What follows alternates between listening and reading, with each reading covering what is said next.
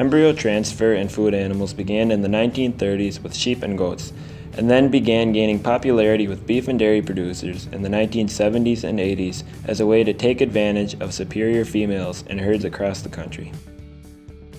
Simply put, cattle embryo transfer is a drug-induced superovulation of a cow or heifer that results in the production of multiple embryos. An embryologist flushes and collects these embryos to transfer to other recipient females or freeze for future use. After non-surgical methods were developed, it has continued to increase in use across the United States and the world.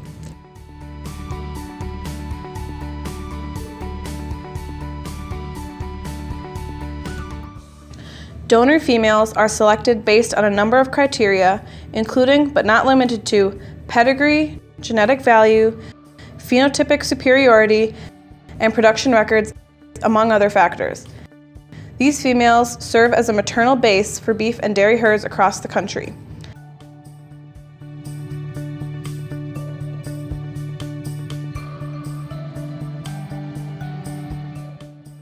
After the selection of a donor female, an embryologist checks her for reproductive soundness before setting her up with a series of shots. A schedule of shots is given over a 4.5-day time period to synchronize and superovulate the donor cow. During this schedule, 9 shots of follicle-stimulating hormone are given in declining dosages, with shots of prostaglandin F2-alpha given on day 4. This series of shots causes the donor female's ovary to grow and ovulate a larger than normal number of eggs.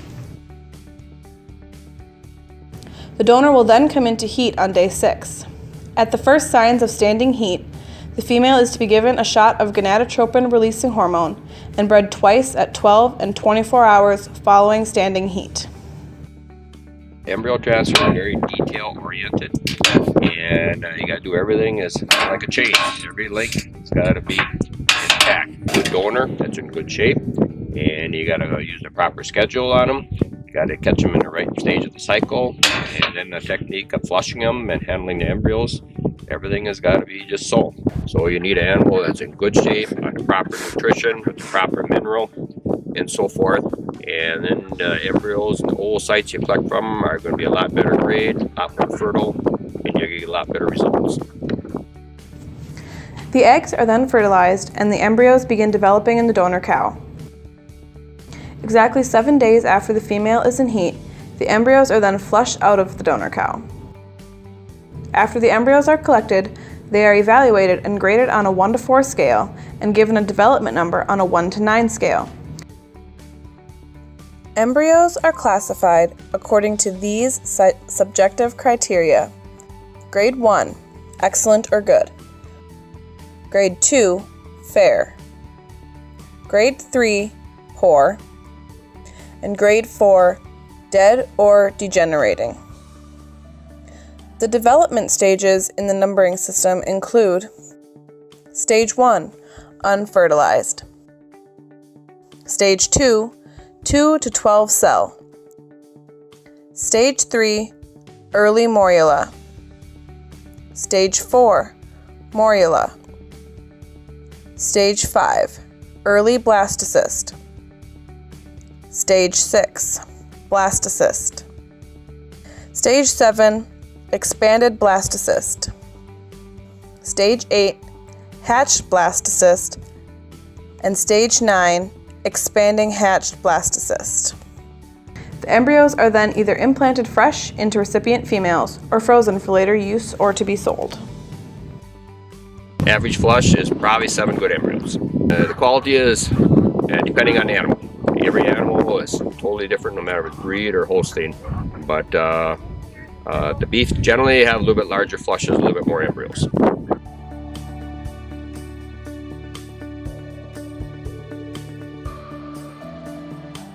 Conventional flushing is where you actually give the donor cow FSH, or follicle stimulating hormone, to get them to release more than one embryo, and you breed the cow, and then a week later you flush the embryos out of the cow herself, and then you can either freeze them or implant them. IVF, what you do is you put them on a series of shots too, but then you collect the oocytes before they come in heat. And you take these oocytes, you mature them in a dish, you breed them with the semen, and then you mature the embryos for a week, and you can send them back to us, usually from the lab, and then we can either implant them or we can freeze them at that time.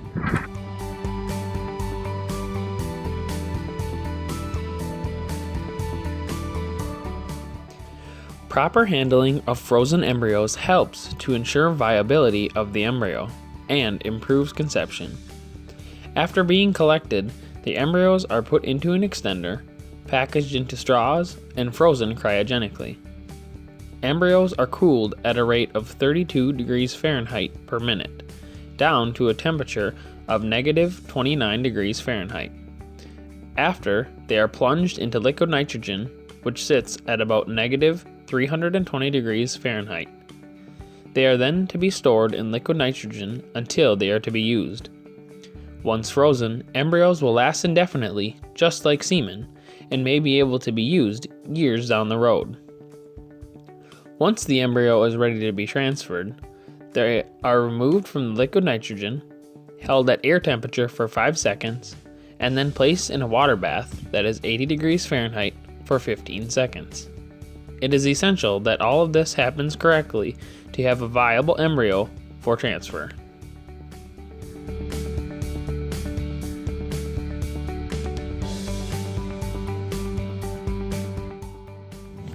Recipient females are also an important piece to the process of embryo transfer. Recipient females are selected mainly on their mothering ability or potential to successfully raise and/or carry a calf.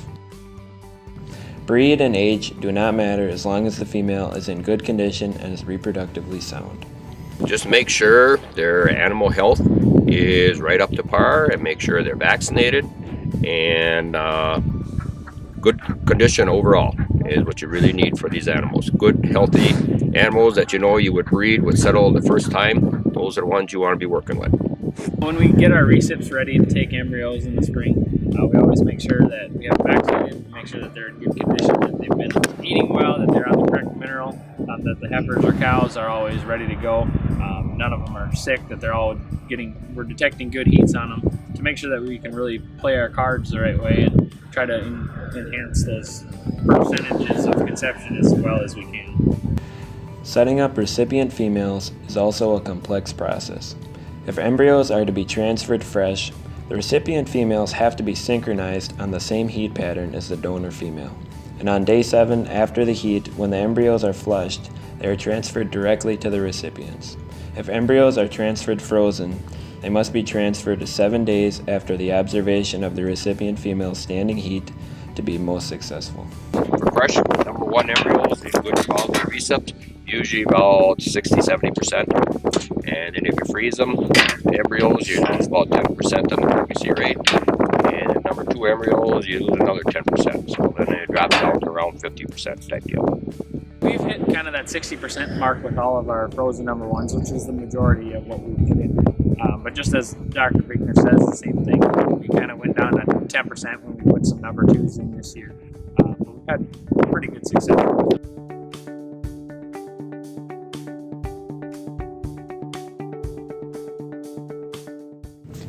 In transferring the embryo, the embryologist first palpates the recipient female to determine which ovary has a corpus luteum present. He then gives a shot of anesthetic in the female's tailhead to make the process a bit safer and easier. After thawing the embryo, the straw is loaded into a gun very similar to an AI gun, but with more length, and a plastic sleeve is placed over the gun for insertion until embryo deposition. The gun is then inserted into the female, just as in an AI process, but instead the embryo is deposited farther, into the actual uterine horn. During this process, sanitation and patience are key to safety and success of the embryo transfer.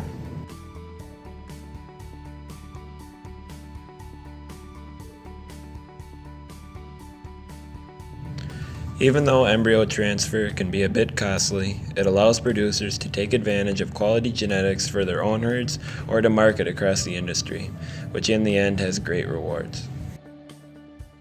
Embryo transfer can be a very effective marketing tool for purebred seed stock producers in both the beef and dairy industries to take advantage of superior genetics and pedigrees.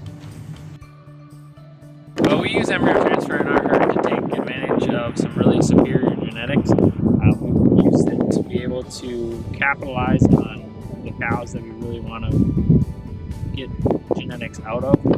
It's really convenient to take the genetics out of one donor cow and have all these other commercial Angus cows that would otherwise probably just raise an average calf and get them to raise a really good calf out of a donor cow. And then you end up having a whole set of calves out of similar matings or the same mating that you can either market yourself or keep them in your herd to continue growing and capitalizing on those genetics. Advantages are you can increase the genetic potential of your herd a lot quicker, because then you're flushing, you take your top percent of your donors and then you use your top percent of your bulls and you get offspring out of them a lot quicker. Disadvantages is you probably, like AI, you can breed a large number of animals at one time, right? And embryo transfer, it's hard to get as many pregnancies, from one cow as you can from just breeding a whole group of animals. But artificial insemination, you're just using the genetics out of the bull, and when you go with embryo transfer, you're also using the genetics out of the cow and the bull at the same time. It's a lot more expensive, a lot more detail oriented, and it takes a specialized training in order to do embryo transfer, or a lot more experience anyway than it does like just for breeding AI. Sometimes it can get pretty spendy, but at the same time, you end up capitalizing on some really good genetics that you can sell for a little more money than you could just feed a calf. Here we go. All right, what am I going to do here? I'm at 131 and 31 minute and 2 and 2 minute and 2 and 3 minute and 4. Embryos are sold across the United States and even imported and exported to and from other countries around the world. Embryos can range in price from a few $100s to thousands of dollars depending on the quality of the embryo.